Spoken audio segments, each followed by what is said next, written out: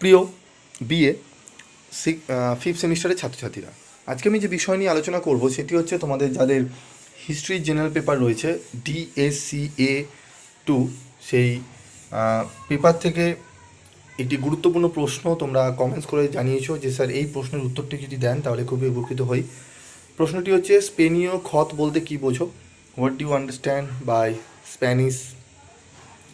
তো এই স্পেনীয় খত বলতে কী বোঝো, এই প্রশ্নের উত্তরটি তোমরা একটু দেখে নাও।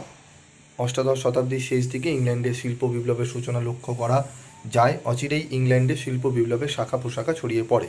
সারা বিশ্বে ইংল্যান্ড অন্যতম উন্নত দেশরূপে পরিচিত হয়েছিল। তো এরকমই টু দি পয়েন্ট অ্যান্সার তোমরা এখান দিয়ে পেয়ে যাবে। তো এই সম্পূর্ণ উত্তরের PDF তোমরা কিভাবে পাবে সেটি আমি একটু বলে দিই। তো তোমরা এই PDFটি পাবে